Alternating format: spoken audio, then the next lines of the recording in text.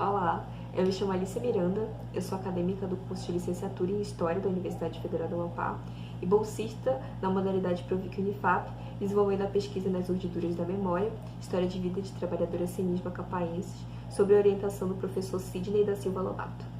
A minha pesquisa tem como tema exatamente a história de vida de trabalhadoras velhas macapaenses, e eu destaco aqui a utilização do termo velho porque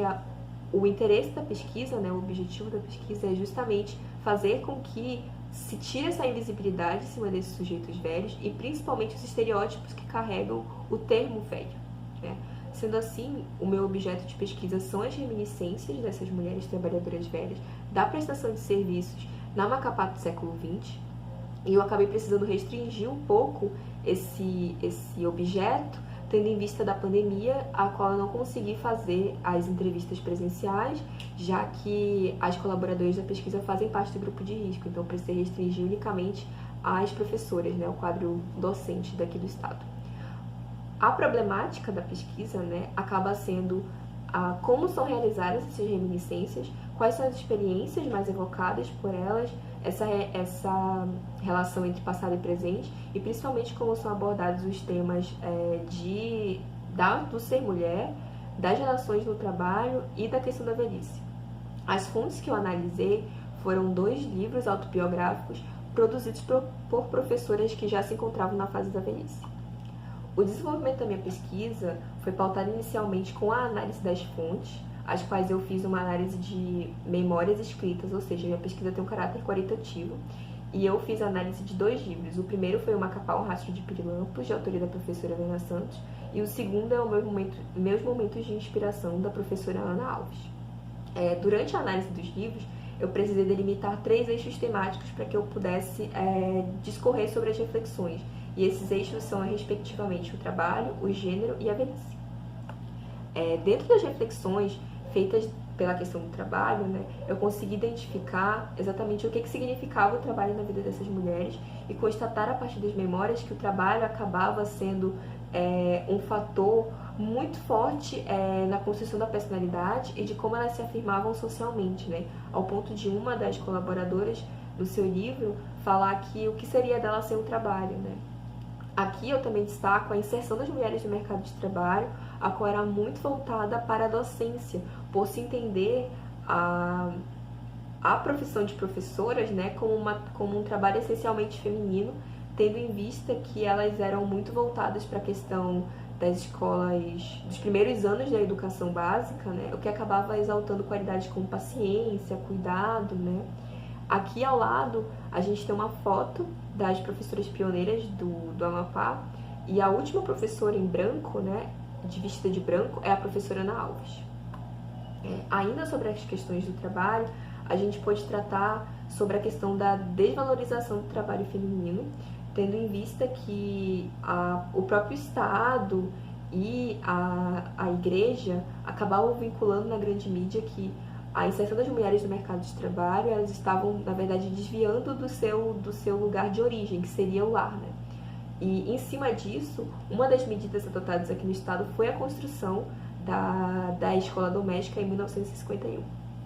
Outro ponto importante sobre essa questão do trabalho é exatamente entender como são essas memórias que evocam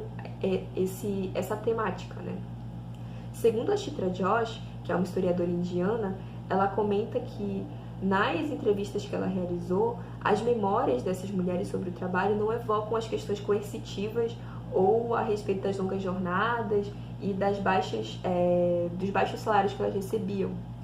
Aí também a gente destaca sobre isso a dupla jornada de trabalho que essas mulheres acabavam realizando, uma vez que o trabalho doméstico, como aponta Vanderlinde, é um trabalho de subsistência. Então, se entende que esse trabalho é feito majoritariamente por mulheres, e que ele não é remunerado justamente por ser algo já muito naturalizado.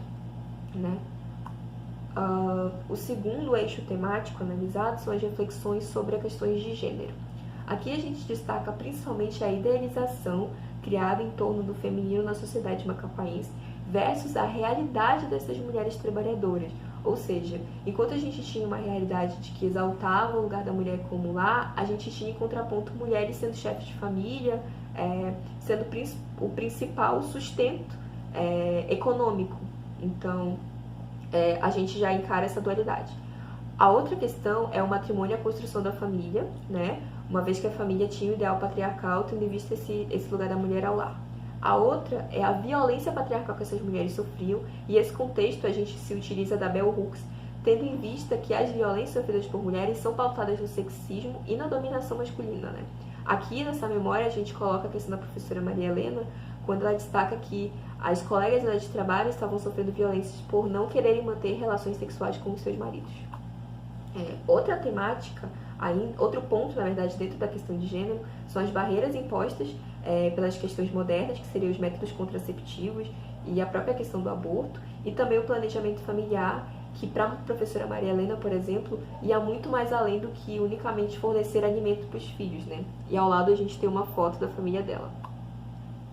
Sobre as questões que tangem a velhice, né, as reflexões realizadas, a gente pode destacar primeiramente a entender a necessidade de se entender a velhice no contexto de sistema capitalista, né, de uma sociedade capitalista, a qual faz com que o homem seja entendido como uma mercadoria e que quanto mais velho ele fica, mais desvalorizado ele se coloca nesse ambiente social, né, e essa ideia é pautada pela Ecléa Bosse.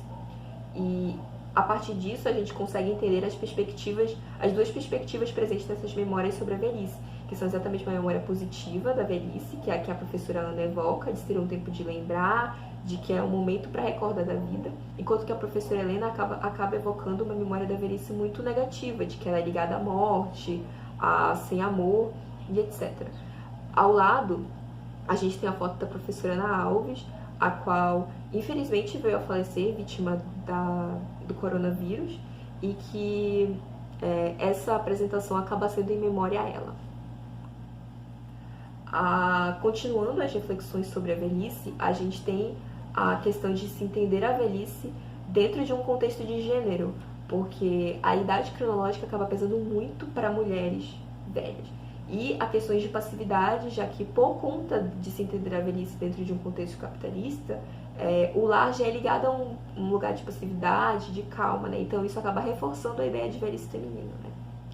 E, por fim, a gente tem essa análise da velhice como um tempo para recordar novamente, né? De ser isso uma válvula de escape dessas mulheres da sociedade, dos males que estão afligindo ela na sociedade. Ao lado a gente tem a foto da professora Maria Helena, aos 87 anos na época, atualmente ela tem 90 anos.